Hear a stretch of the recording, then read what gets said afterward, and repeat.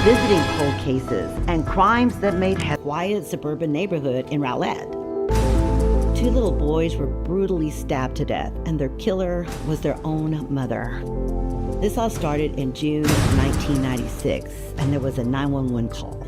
That call was made by Darlie Routier. Oh God, my babies are dying. Somebody leave me alone. I'm sleeping. Me and my little boys are sleeping downstairs. Amen. Stab my babies. Stab me. I woke up. My babies are dying. They're dead. Oh my God. I have a picture back in my cell that's one of my favorite pictures, and it's of me and Devin and Damon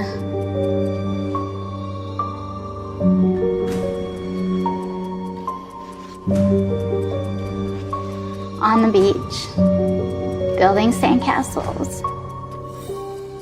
And in this particular picture, I had leaned over and kissed Devin.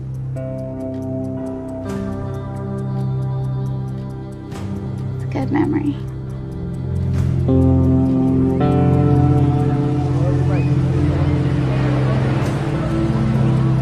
Even if my name is cleared and I'm exonerated, there's no winning for me, because nobody can give me Devin and Damon back.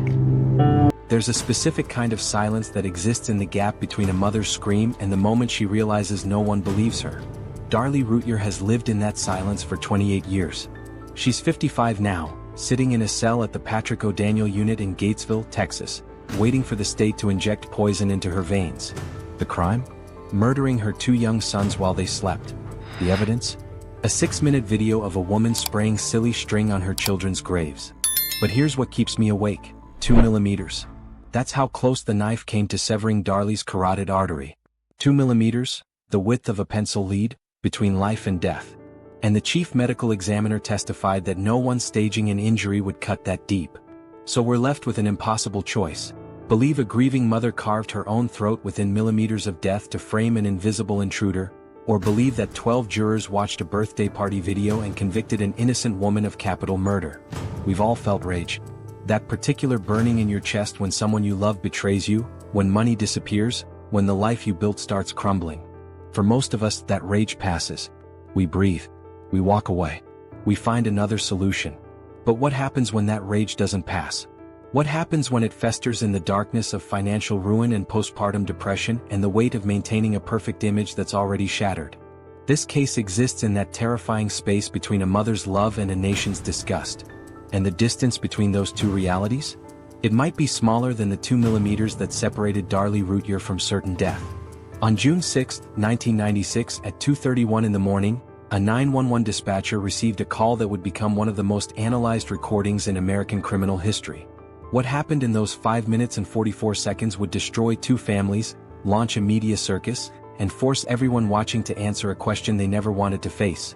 At what point does financial desperation become murder? If you want to understand how a silly string video convinced a jury to sentence a mother to death, how untested DNA evidence has kept a woman on death row for nearly 3 decades, and why this case still divides forensic experts today, you're exactly where you need to be. Subscribe, because this story doesn't end with a verdict. It ends with a question that'll haunt you long after you finish watching. Darlie Lynn Peck didn't look like a killer.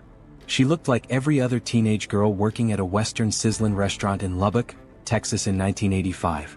15 years old, blonde hair, curves, the kind of confidence that makes older boys notice.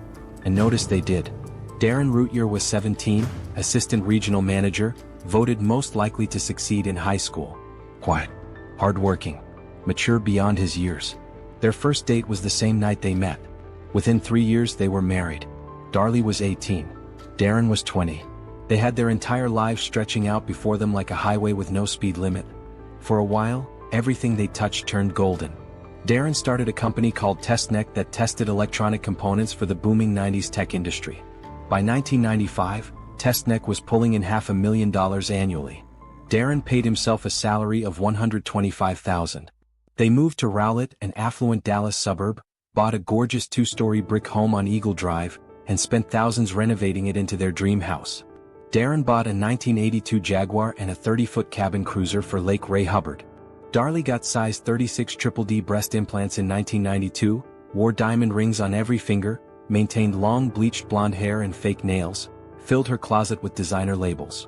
To their neighbors, the Routiers were living proof that the American dream still worked. But here's what the prosecution would never admit. The Routiers weren't just their flashy lifestyle. Darlie was known throughout the neighborhood as the cookie-baking housewife who made meals for neighbors going through hard times. She once paid a friend's mortgage when they were battling cancer. For the neighborhood kids, who would later testify in her defense, Darlie hosted parties and baked constantly. She wasn't the cold, materialistic monster the state would paint her as. She was complicated, human, real. Devin Rush Routier arrived June 14, 1989, less than a year after his parents married. Damon Christian Routier followed February 19, 1991.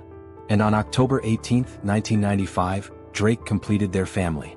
3 boys, a thriving business, a beautiful home. From every angle, the Routiers had achieved everything young love promises. But beneath that perfect surface, something was shifting. Early 1996 brought the first tremors. Darren's business started bleeding. Orders slowed. Revenue dropped. The bills began piling up like accusation letters. The Routiers fell at least a month behind on their mortgage. They owed $10,000 to the IRS, $12,000 on credit cards. The day before the murders, Darren applied for a $5,000 vacation loan and was rejected due to their precarious financial situation. But if money was strangling them, the neighbors never saw it. Darren and Darlie never argued publicly. Darlie's shopping never slowed. She was planning a summer trip to Cancun with girlfriends. The Routiers seemed determined to maintain their image of perfection no matter how much it was costing them to keep up the facade. Then came the diary entry that would haunt Darlie through every appeal. May 3, 1996, just 34 days before the murders. Darlie made an entry that shattered her otherwise upbeat diary's tone. She was drowning in postpartum depression after Drake's birth. In the entry, she talked about suicide. She addressed her 3 sons directly, begging them to forget her, to stop taking ownership of her passing. Prosecutors would seize that entry like a weapon. Evidence of her mental state. Proof of her instability. Her family would argue it was simply the desperate scrawl of a woman suffering from a condition that affects millions of new mothers annually, a woman who needed help but never got it. Whatever the truth, those words would follow Darlie into the courtroom and onto death row. Remember this detail. It becomes critical in about 12 minutes when we reach the night everything changed. The evening of June 5, 1996 seemed unremarkable. Darren and Darlie stayed up past midnight talking. They kissed goodnight. Darren headed upstairs to the master bedroom where 7-month-old Drake slept in his crib. Darlie stayed downstairs. She'd been sleeping on the couch that week, she later explained, because Devin and Damon had been camping out in the family room since school ended. They liked it down there. And Darlie was a light sleeper who'd sometimes wake when Drake simply turned over in his crib. So she curled up on the couch beside her 2 older boys sleeping on the floor. The television murmured in the background.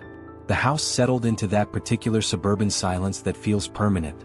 Somewhere around 2:30 in the morning, everything exploded. According to Darlie's statement, she was jolted awake by Damon touching her shoulder, crying out, "Mommy! Mommy!"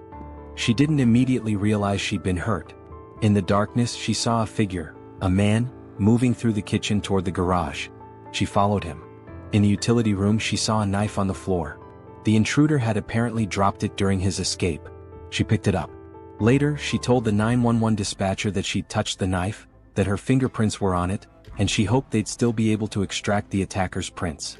She placed the knife on the kitchen counter. She looked down. Blood covered her. Her throat had been slashed. Her arms were cut. She screamed for Darren. She saw Devin and Damon lying on the floor in expanding pools of blood. Then she called 911. The call lasted 5 minutes and 44 seconds. "My babies are dying," she cried. Police arrived within minutes. Inside 5801 Eagle Drive, officers discovered a scene that immediately triggered their suspicions. 2 young boys lay on the family room floor, both suffering catastrophic injuries. Devin was already gone. Damon was gasping, fighting, dying. They'd been stabbed repeatedly. Nearby stood their mother, bleeding heavily, conscious, talking. Her throat was slashed. Her arms were cut. Blood was everywhere. But she was alive and she was coherent enough to give a description. A white male, approximately 6 feet tall, wearing a black shirt, jeans, and a baseball cap had attacked her family, she said. He'd escaped through the garage. But almost immediately, within minutes of arriving, investigators began noticing things that fractured Darlie's story. Things that made them question whether they were looking at a crime scene or a performance. The garage where the intruder allegedly fled showed no signs anyone had run through it. No blood drops on the floor. The windowsills bore untouched layers of dust, including the window with the cut screen. If someone had climbed through that window, they would have disturbed the dust. They didn't. The mulch in the flower beds between the garage and backyard gate was pristine. No footprints. No evidence of anyone fleeing that direction. Inside, investigators found circular blood drops on the kitchen floor. Circular drops indicate blood deposited by someone standing still or walking very slowly, not running, not chasing an intruder. Luminol testing revealed Darlie's bloody footprints in front of the kitchen sink. The pattern suggested she'd been standing there for a significant duration, bleeding, possibly cleaning. There was evidence blood had been wiped up around the sink area. Then there was the vacuum cleaner, knocked over on top of Darlie's bloody footprints. Broken glass lay on top of blood drops on the floor. This suggested the glass had been broken after the blood was deposited. Someone had staged this scene. But who? Then there was Darlie's behavior during and after the 911 call. Officers testified she seemed eerily calm, almost detached at times during the recording. She failed to follow the dispatcher's instructions to apply pressure to Damon's wounds. When paramedics arrived to transport Damon, she didn't follow them. She didn't ask where they were taking him. She was more concerned with asking officers whether her jewelry had been stolen. Hospital nurses who treated Darlie later testified her behavior was unusual for a mother who just lost 2 children. She didn't cry frequently. She seemed withdrawn. She appeared more emotional about her hair not being styled properly than about her son's deaths. Prosecutors would argue this was the behavior of a guilty woman manufacturing grief, not a traumatized mother in shock. But perhaps the most devastating evidence against Darlie Routier wasn't found at the crime scene or in her hospital room. It was captured on videotape at a cemetery 8 days later. Wait, I need to back up because this detail changes absolutely everything about how America viewed this case. 8 days after Devin and Damon were brutally killed, the Routier family held a birthday party at the boys' graves. It would have been Devin's 7th birthday. Local news station KXAS Channel 5 was invited to record the event. What their cameras captured would shock the nation and seal Darlie's fate. The video shows Darlie Routier standing at her son's graves, smiling, laughing, chewing gum. She's singing happy birthday and spraying silly string all over the headstones. There are balloons, gifts, even an airplane overhead towing a happy birthday banner. Darlie appears almost giddy, euphoric even. Her husband Darren stands behind her, hands in his pockets, head down. He takes a step backward, as if embarrassed, when Darlie begins spraying the silly string. The contrast between their demeanors is striking and damning. When prosecutor Greg Davis saw that video, he knew he'd found his weapon. It had only been a week since these boys' deaths, and yet we have a full-blown birthday party out there at the grave site, Davis would later say. It really struck me as more than curious. 4 days after the silly string video aired on local television, Darlie Routier was arrested and charged with capital murder. The video would become the prosecution's most powerful weapon. They would play it for the jury over and over and over. Some jurors later admitted they watched it 7 or 8 times during deliberations, each viewing cementing their belief that no grieving mother could behave that way. Darlie's supporters have always argued the video was taken deliberately out of context. Before the camera started rolling, they claimed the Routiers held a solemn memorial service for the boys. They prayed. They cried. They grieved appropriately. The silly string celebration was supposed to be a tribute to Devin, a way to honor his memory with joy rather than tears, exactly what a 7-year-old boy would have wanted. But the jury never saw that context. The defense never presented the full picture. And the image of a mother laughing and spraying silly string on her murdered children's graves became seared into American consciousness like a brand. Here's where the story stops making sense. Police had secretly placed recording devices at the boys' grave site. They were conducting surveillance on the Routier family, hoping to capture incriminating statements. That surveillance did capture something crucial, but it was never shown to the jury. It showed that on the day of the infamous silly string celebration, the Routiers first held a solemn memorial service. They prayed. They wept. They grieved openly and appropriately. The silly string party came afterward, after the cameras had been turned off during the solemn portion. But because of legal concerns about the hidden surveillance, that exculpatory tape was never presented to the jury. They only saw the silly string. They never saw the tears. Both these things can't be true, yet both were captured on film. A mother grieving appropriately in private, then celebrating inappropriately in public. Which version was real? Which version was performance? Or were both genuine expressions of a woman fractured by unimaginable trauma? The trial of Darlie Routier began January 6, 1997 in Kerrville, Texas. The venue had been moved from Dallas County due to intense media coverage. Kerrville was located in one of the most conservative counties in Texas, a place with among the highest conviction and death penalty rates in the state. The prosecution was led by Assistant District Attorney Greg Davis with Toby Shook and Sherry Wallace assisting. The defense was led by Doug Mulder, a prominent local attorney the Routier family hired after mortgaging their homes to pay his fees. The prosecution's strategy was transparent from opening statements. They would paint Darlie Routier as a self-centered, materialistic, vain woman whose lavish lifestyle was threatened by financial problems and the responsibilities of motherhood. She was no longer the glamorous blonde center of attention. Her children had stolen the spotlight and she wanted it back. The prosecution called 38 witnesses to construct their circumstantial case. Crime scene consultant James Cron testified evidence suggested the scene had been staged. He'd arrived at 5801 Eagle Drive at 5:30 in the morning and within 20 minutes had concluded Darlie was the killer. 20 minutes to decide a mother murdered her children. Blood spatter expert Tom Bevel testified about patterns found on Darlie's nightshirt. He told the jury that cast-off blood on the back of her shirt indicated she'd raised the knife over her head as she withdrew it from each boy to stab again. This was devastating testimony. It suggested Darlie had been standing behind her sons, stabbing them repeatedly, blood flying off the blade and onto her back with each vicious swing. Prosecutors also presented evidence that screen fibers from the cut garage window had been found on a bread knife in the Routier kitchen. This suggested Darlie had cut the screen herself to stage the break-in, used a bread knife to slice the screen, then used a larger butcher knife to murder her children. The prosecution suggested financial motive. Both boys had life insurance policies.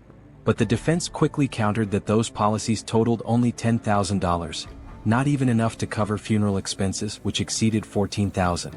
Furthermore, they asked if Darlie was willing to murder for money, why not kill her husband instead? Darren had an $800,000 life insurance policy. And why, if she killed her sons to preserve her lavish lifestyle, did she leave her youngest son, 7-month-old Drake, alive upstairs? The prosecution had no compelling answers. But they didn't need them. They had the silly string video and they played it on repeat. The defense strategy focused on the absence of evidence against Darlie. No motive that made sense. No confession. No witnesses. Defense attorney Richard Mosty told the jury, there is absolutely no reason for her to kill those children. They brought in medical and psychiatric experts who testified they believed Darlie was telling the truth about the intruder. San Antonio Chief Medical Examiner Vincent DeMaio, a legend in forensic pathology, testified that the wound to Darlie's neck came within 2 millimeters of her carotid artery. 2 millimeters. The width of a pencil lead. If the knife had penetrated just slightly deeper, Darlie would have bled to death within minutes. DeMaio stated this wound was not consistent with self-inflicted injuries he'd examined throughout his career. It was too deep, too dangerous, too close to a major artery. No one attempting to fake an injury would cut that close to their own carotid. It would be suicidal. But then Darlie Routier made a decision that would obliterate her case. Against the strenuous advice of her attorneys, she took the witness stand. It was catastrophic. Under cross-examination by prosecutor Toby Shook, Darlie crumbled. She cried at odd moments. She became defensive and combative. She claimed to have amnesia about key events, but Shook hammered her for what he called her selective amnesia. Every time the prosecution presented damning evidence, Darlie would suddenly remember something new to explain it away. The jury didn't believe her. She claims to have amnesia, yet the amnesia was very convenient, Shook would later say. If she needed to explain a piece of damaging circumstantial evidence, she would come up with a new story, she would have a memory of it. The trial lasted nearly 5 weeks. On January 31, 1997, the case went to the jury. They deliberated approximately 8 hours over 2 days.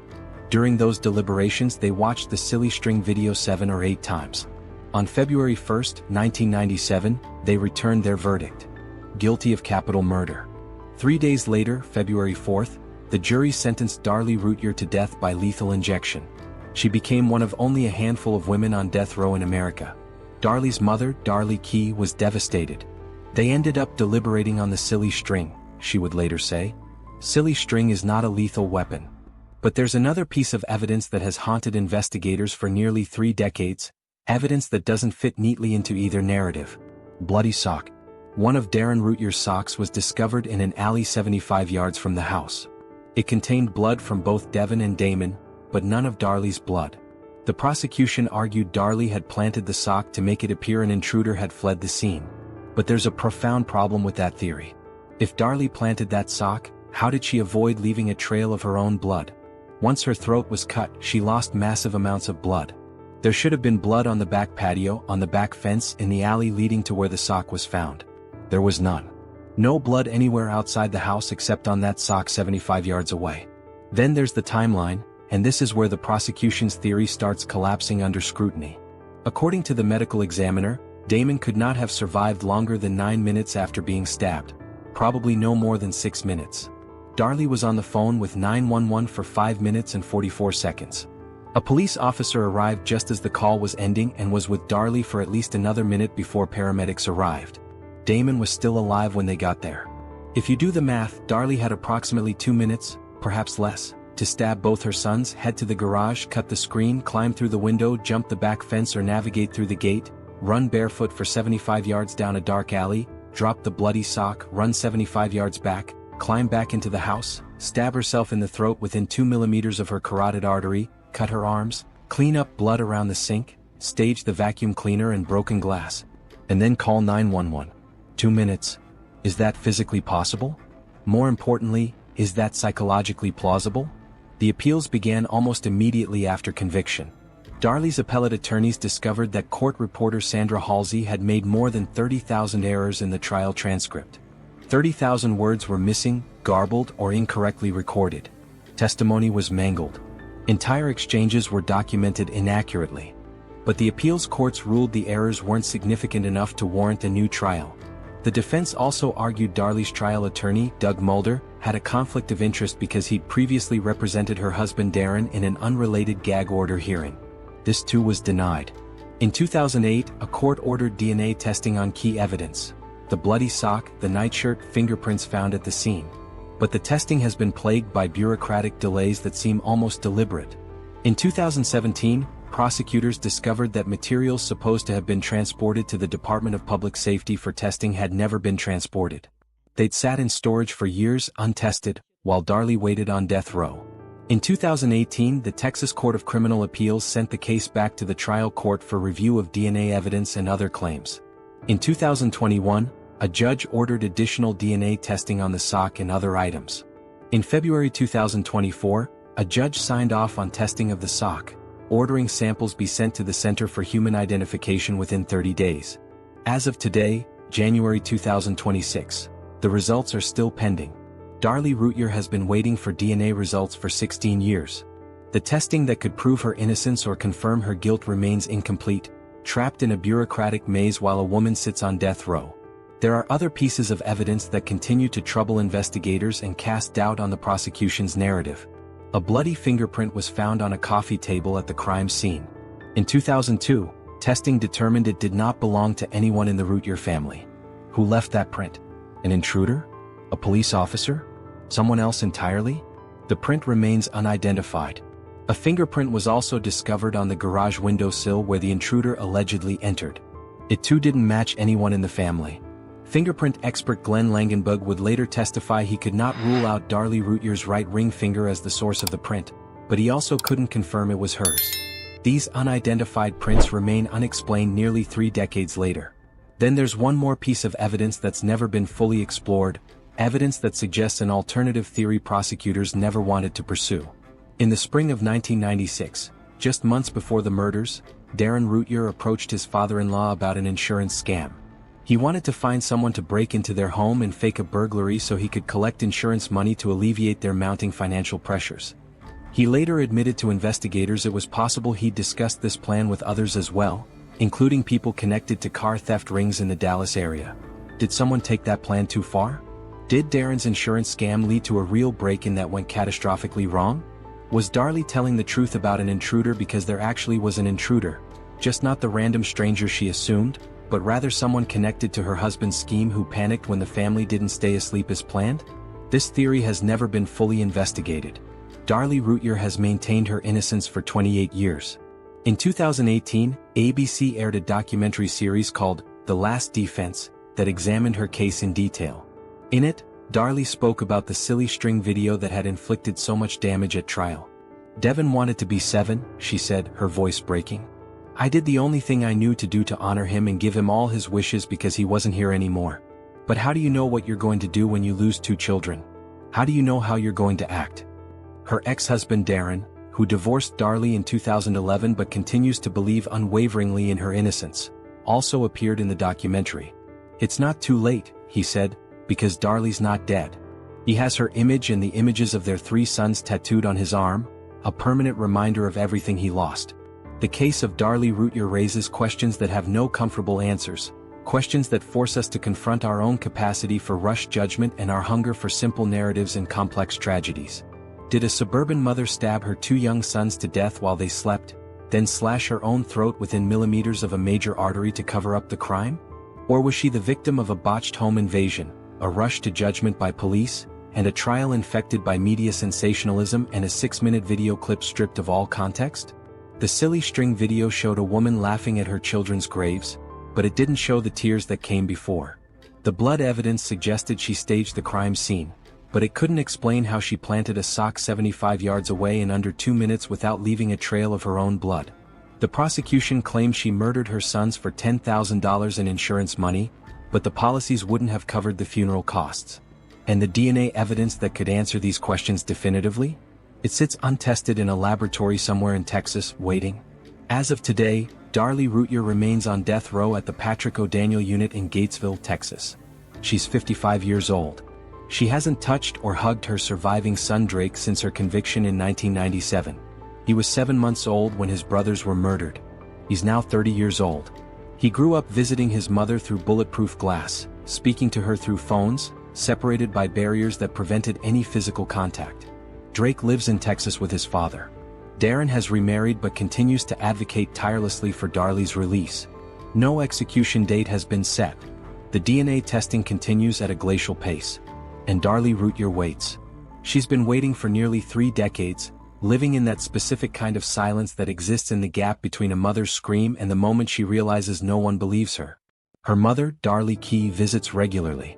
She's never once doubted her daughter's innocence. "I want my daughter home," Key has said repeatedly. "And then we'll grieve together for Devin and Damon." Devin Rush Routier would be 36 years old today. He wanted to be 7. He never got to celebrate that birthday except at a grave site with silly string and balloons while his mother was filmed by news cameras, creating footage that would help sentence her to death. Damon Christian Routier would be 34 years old. He was stabbed multiple times in the back as he slept on the floor of his family room. His bloody handprint was found on the couch, revealed by luminol. In his final moments, little Damon tried to pull himself up, tried to escape, tried to survive. He made it to his mother's side. "Mommy, mommy," he cried. Those were the last words he ever spoke. Whether his mother saved his life or took it is a question that has haunted America for 28 years. The case of Darlie Routier is far from over. DNA testing continues.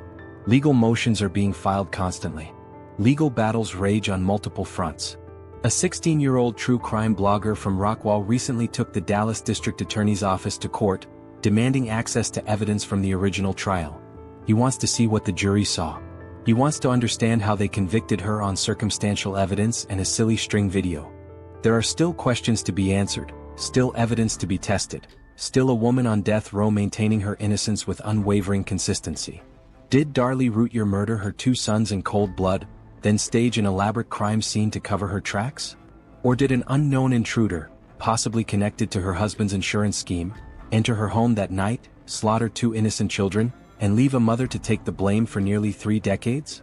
The truth, whatever it may be, lies somewhere in the evidence. In a bloody sock found 75 yards from a house with no blood trail leading to it. In a silly string video that shocked a nation but told only part of the story. In unidentified fingerprints that have never been matched to anyone. In DNA samples that have sat untested for 16 years while a woman waits to die. Here's what I can't stop thinking about. We watched 6 minutes of footage and decided we knew everything about a mother's grief. We saw her laugh at a grave and concluded she must have murdered her children. We ignored the 2mm gap between the knife and her carotid artery, A wound so deep and dangerous that a renowned medical examiner testified no one would self-inflict it. We accepted a timeline that gave her 2 minutes to commit a crime that would require at least 10. We convicted on circumstantial evidence and media sensationalism and our own discomfort with a woman who grieved wrong. But here's the question that haunts me, the question that should haunt all of us. At what point did we decide that how a mother grieves determines whether she murdered her children? At what point did a silly string video become more compelling than forensic evidence, unidentified fingerprints, and DNA that's never been tested? At what point did we stop caring whether we got this right? Because if Darlie Routier is innocent, if she's been sitting on death row for 28 years for a crime she didn't commit, then we didn't just fail one woman. We failed Devin and Damon Routier too. We let their real killer walk free while we executed their mother for the crime of grieving inappropriately. And if she's guilty? If the state got this right and Darlie Routier murdered her sons? Then the question becomes, how did we create a society where a mother's love can transform into that kind of rage? What pressures, what breaking points, what particular combination of postpartum depression and financial ruin and image maintenance can push a human being across that line? So here's what I'm asking you, and I want you to really sit with this question. If you were on that jury, what would you have decided? Not based on the silly string video, but based on everything. The 2mm wound, the impossible timeline, the bloody sock, the unidentified fingerprints, the untested DNA, the insurance scam, the staged crime scene, the conflicting expert testimony. All of it. What's your verdict? And more importantly, how confident are you? Confident enough to sentence someone to death? Because that's what 12 people did. They watched a birthday party video 7 times and decided they were certain enough to order the state to inject poison into a mother's veins. Were they right? Leave your honest answer below. Not your emotional reaction, but your reasoned conclusion based on everything you now know. This case stays with me, the terrible waste of it. 2 young boys murdered. A mother potentially innocent sitting on death row for 3 decades. Or a mother potentially guilty who fooled millions into believing an intruder's story. Either way, the tragedy is incomprehensible. If this case moved you, if it made you question how we determine guilt and innocence in this country, hit that like button. Subscribe for true crime content that doesn't just tell you what to think, but asks you to examine your own capacity for judgment. Because somewhere tonight there's a mother grieving wrong. There's a person being judged not on evidence but on how well they perform tragedy for cameras. There's someone sitting in a cell waiting for DNA tests that might never come. And whether you believe Darlie Routier is innocent or guilty, whether you think the state got this right or catastrophically wrong, we all have to live with this truth. We built a system where a silly string video can matter more than forensic science. Where how you grieve can determine whether you live or die. Where DNA evidence can sit untested for 16 years while a woman waits for an execution date. That should terrify us. All of us. Devin wanted to be 7. Damon was trying to reach his mother when he died. And Darlie Routier, guilty or innocent, has been sitting on death row for 28 years waiting for answers we refuse to provide. Justice, whatever that means, remains uncertain. The families continue to wait. The debate continues to rage. And somewhere in Texas, in a cell at the Patrick O'Daniel unit, a woman sits in that specific kind of silence that exists between a mother's scream and the moment she realizes no one believes her. That silence has lasted 28 years. And it might last until the state kills her.